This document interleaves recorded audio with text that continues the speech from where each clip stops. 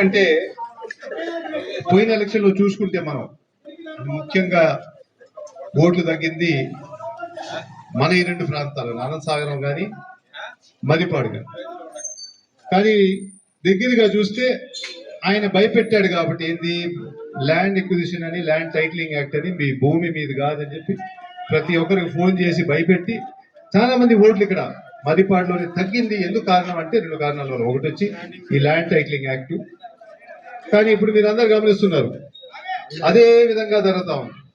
ఆ పాస్బుక్ ని మళ్ళీ మన ఫోటో తీసేసి మళ్ళీ మీకు ఇచ్చినారు. అన్ని విధాలుగా అబద్ధాలు ఆడుతున్నారు కాబట్టి అంటే దేవుడి దగ్గరే దొరికిపోయినారు.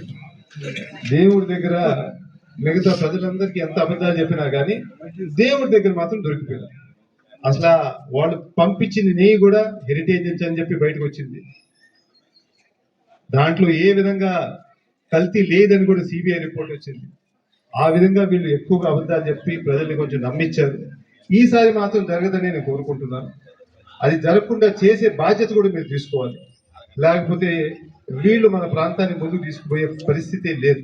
మీరు ఇప్పుడు దాకా 2 సంవత్సరాలు అయింది కాబట్టి గమనించారు కాబట్టి రాబోయే రోజుల్లో జాగ్రత్తగా చేసి మళ్ళీ జగన్మోహన్ రెడ్డి గారిని గెలిపించేటట్టు చూడాలని చెప్పి వాస్తవాలు మీ అందరికి తెలుసు. వాస్తవాలు మూసిపెడితే ఆగవు, నిజాలు ఎప్పుడు మూసిపెడితే ఆగవు, ఇప్పుడు భగ్గుమన మండుతాయి. అందువల్ల ఇప్పుడు అంతకుముందు నేను ఎమ్మెల్యేగా ఉన్నప్పుడు ఎట్లుండే, ఆయన గౌతమ్ నారాయణ విక్రమ్ ఉన్నప్పుడు ఎట్లుండే, విక్రమ్ బాబు ఏమన్నా చిన్న పొరపాటు చేసామా? ప్రజల సొమ్ము ఏమన్నా మేము పొరపాటును కూడా ఒక్క పైసా తాకామా? మాదే ఎక్కడో కష్టపడిన డబ్బులు 4 రూపాయలు మా జోబీలో నుంచి తీసి పెట్టినాము. కానీ ఏ విషయానికైనా కూడా కాలేజీలు పెట్టించినా, స్కూల్స్ పెట్టించినా, ఏ అయినా సరే మీ అందరికి తెలుసు ఆ విషయాలు. అయినా మరి అంత కోపం వచ్చిందో మీకు నాకు అర్థం కాదు. ఆ విధంగా చేశారు. సరే, జరిగింది జరిగిపోయింది. మనం జగన్మోహన్ రెడ్డి కూడా ఎంతో మంచి కార్యక్రమాలు చేశాడు ఆయన ముఖ్యమంత్రిగా. ఆయన మీద కోపం వచ్చింది రాష్ట్ర ప్రజలందరికీ. ఎందుకు వచ్చిందో, ఆయన ఎన్ని విలేజ్ సచివాలయాలు ఇది వరకు ఉన్నాయ్యా, మన గ్రామాలు సచివాలయాలు ఉన్నాయా? అందరం మండలానికి పరిగెత్తేవాళ్ళం. అంతకుముందు తాలూకాలు ఉన్నప్పుడు తాలూకాలకు పరిగెత్తే ఆఫీస్కి.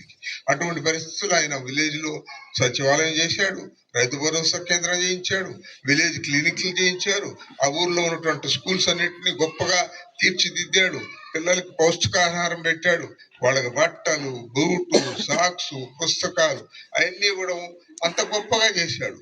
ఆయన పని కట్టుకొని వాడు ఇచ్చినారు.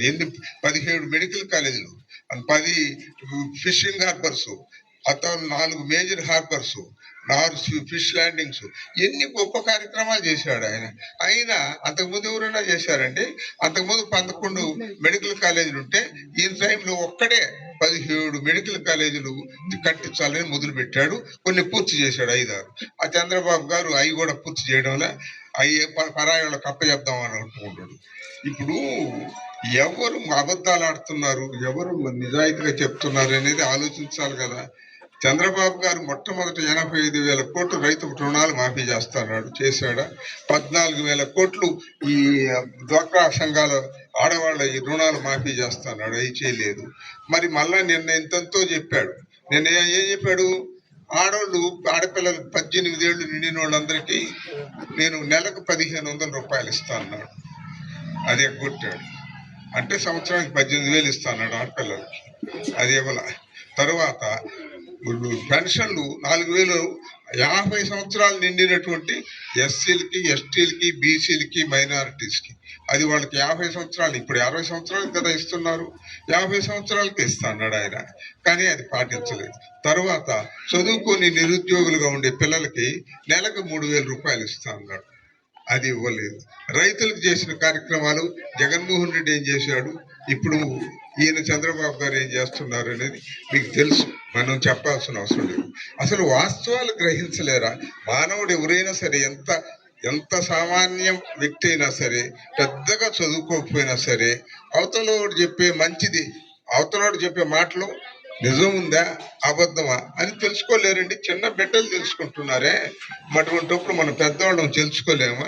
మరి తెలుసుకొని కూడా ఆ ఊర్లో ఎల్ల ఎట్టంటే పుల్ల ఇట్లా, పుల్ల ఎట్టంటే సుల్ల ఎట్ట, ఇట్లా చేసి ఊరినియం ఒకడు గట్టుకాడ గనుకాడ కుర్తి నీళ్ళ కాడకు తగులు పెట్టుకుని అసలు అసెంబ్లీ ఎలక్షన్లు, పార్లమెంట్ ఎలక్షన్ని పనిగట్టుకుని ఓడిస్తే ఎట్లండి?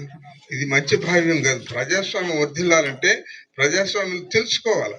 ఎవరు ఎటువంటి వాళ్ళు, ఎంత నిజాయితీ ఉంది ఏం దగ్గర, చెప్పే మాటల్లో నిజం ఉందా లేదా అనేది తెలుసుకోవాలి. మీకు తెలుసు, మేము 40 సంవత్సరాల నుంచి, నేను ఎప్పుడు 83లో, ఇప్పుడు అంటే 43 సంవత్సరాలు అయింది. 83లో వచ్చిన నేను ఎమ్మెల్యేగా పోటీ చేశాను. అప్పుడు మన ప్రాంతంలో ఎమ్మెల్యేగా పోటీ చేసే వ్యక్తి ఊరికి లేదు. మనకు సంఘటనే లేకపోయి మనమేం పోటీ చేద్దాం, ఛార్జీకే లేని పరిస్థితుల్లో ఆ రోజులు వెంకయ్యనాయుడు గారి ముందు నేను పోటీ చేశాను. సరే, ఆ రోజు నేను ఓడిపోయాను. సరే, 85లో మళ్ళీ గెలిచాను అనుకుని గెలిపించారు మీరందరూ కలిసి. సో ఏదైనా సరే నేను చెప్పేది ఏంటంటే, ఈ వార్త అనేది ఈ ప్రాంత ప్రజలందరికీ బావాలి, రాష్ట్ర ప్రజలకు కూడా బావాలి. ఎవరు నిజం చెప్తున్నారు, ఎవరు అబద్ధాలు చెప్తున్నారు, పని చేసుకునే దాని కొరకు అబద్ధాలు ఎవరు చెప్తున్నారు, లేదు చెప్పిన వరకు చేసి కట్టుబాటు ఉండేవాళ్ళు ఎవరున్నారు అనేది అర్థం చేసుకొని ప్రజాస్వామ్యంలో పరిపాలకులను ఎన్నుకోవాలి. ఎప్పుడు కూడా సరైనటువంటి ప్రజాపాలకులు దొరకడం కూడా ప్రజల అదృష్టం. సరైన వ్యక్తి మనకు నాయకుడిగా ఉంటే అది ప్రజల అదృష్టం.